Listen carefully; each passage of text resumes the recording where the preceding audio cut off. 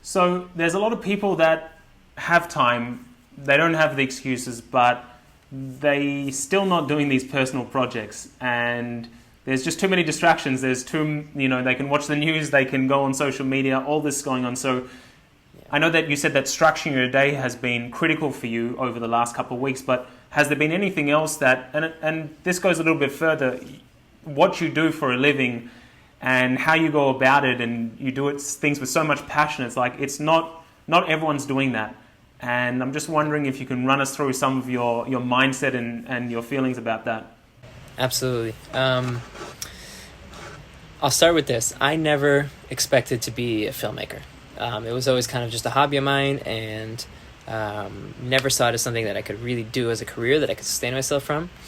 And the only thing that I did, it was not this big grand plan of how I'm going to become a filmmaker. All I did was take little baby steps from the beginning. It was, first buying this camera, shooting this person, building a website, all these little baby steps. And those baby steps turned into the career that I now have, which has pretty much been my dream my whole life.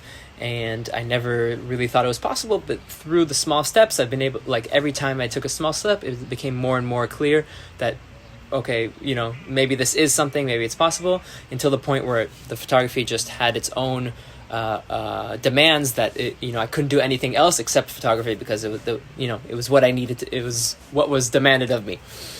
And I think a lot of people kind of just skip on that stage of taking the small steps because they from the beginning think that it's not even possible.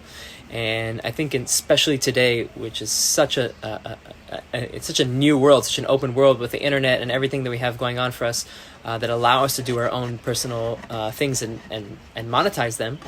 I think there's no better time to start taking those small steps. And even if you're working full-time from home, or if you've been laid off and you just have free time, this is exactly that perfect opportunity to start picking those things up, experimenting, and just seeing where they go without any big expectations, but giving yourself chance to take those first steps and not be afraid to be open to it if those things develop, because a lot of people are just really, I feel like they hold themselves back from a lot of fear of just not allowing that opportunity to exist.